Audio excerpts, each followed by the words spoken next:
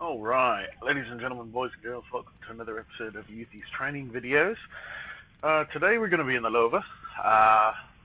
It's a premium tank, not everybody has it, but this isn't actually about the Lova itself. Today's episode is about teamwork, that's how we'll put it. So here we are on a wonderful map that has several positions where heavies can really hunker down and bog down the enemy team. And the Nova has really good penetration, it has good precise aim, so it can do a lot of damage in these situations. So that's what we're looking at today. So I've decided I'm going to go to what's been called Tank Alley. Tank Alley is a fun little place. You can get undercover from either end and really slow down a push as long as you can keep them afraid. And that's the principle of it. So this T-34 segment the corner position, which I'm not fond of. That corner position allows them to push around and really control the middle ground. So I'm moving up to a much more advanced position where I can be almost completely held down.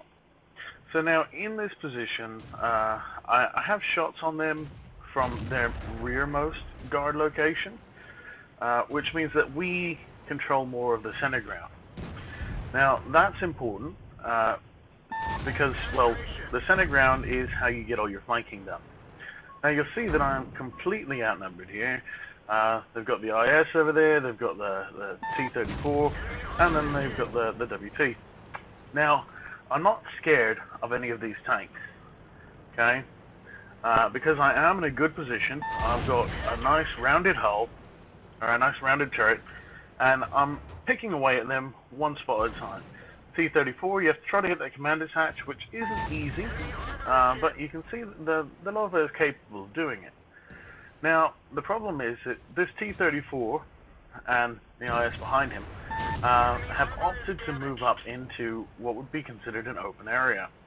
Now, they have to defend from two angles. Because they've moved up the road, the IS on the left and the other tanks on the right.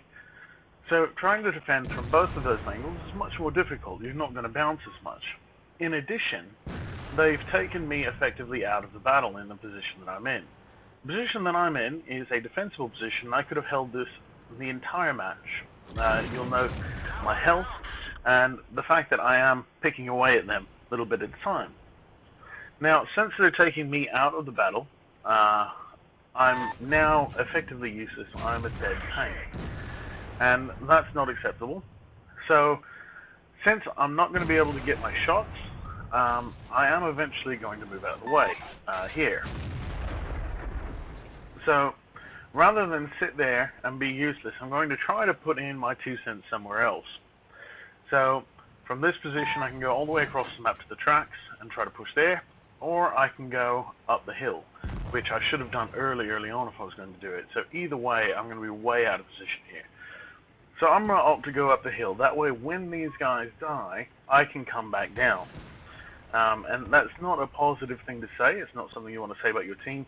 But the way they're playing, the lack of awareness and the lack of tactics mean that they are going to die. And when I come around into a tank that needed to die anyway. And since there was nobody back here at the corner, there was nobody to stop him. So a nice ram, a couple of shots into him, and he's down. So now we're going to head up the hill, and it looks like they're doing all right in Tank Alley. They're not dead yet, but our team is failing. So I don't really have a lot that I can apply because I'm not a fast tank. It's going to take me a while to get up. But we will notice that there is another tank coming down. So the hill is not in a good position. So I need to do whatever I can for that to keep our ground forces from getting flanked. So as you can see, it takes forever to climb this hill in a Lova. Now, in retrospect, had one of those tanks stayed back and the other one repositioned across the map somewhere else, then we would have had an extra heavy somewhere. Now, I do manage to, find a scout And it's important that I don't let him get in behind the rest of the team. So I'm going to try to come down behind him. But of course the Lova is not very quick. Now it does look like Tank Alley has fallen in the time it took me to get halfway up the hill. So as I come back around, I find that they've been pushed all the way past that corner. So I'm going to do what I can to help here, which means the T-34 has got to go because he's got the bigger gun. He's just absolutely dangerous, and he's not looking at me. So anything I can do to help, knock him right out. But now we're completely outnumbered over here, and there's no good firing angles for everything. So I'm going to fire on this IS, get rid of him. That way we've only got one lane to look down.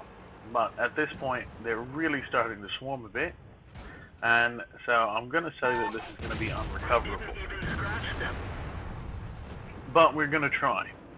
Still got quite a bit of health, so we'll do what we can to really work on these guys and slow them down. But now I've got somebody off to my left, and it's just too much being surrounded like that.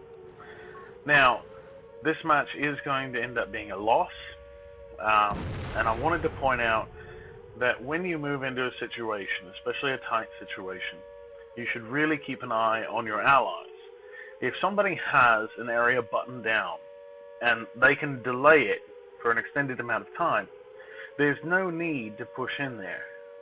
If you mess up that dynamic, it could go either way. You could force them into a push, which could lose you that side, or you could win. But if you can just have it maintain the status quo, you can reposition yourself somewhere where you can actually be useful.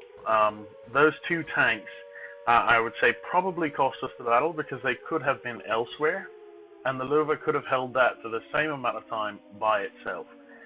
It was very apparent that I wasn't taking damage. It was very apparent that I was damaging them. So rather than pushing in and trying to pick up a kill for that glory, try to think about the greater good of the team. Just because you get a higher score doesn't mean that you're a better player. It's about helping your team win, not necessarily getting the big numbers.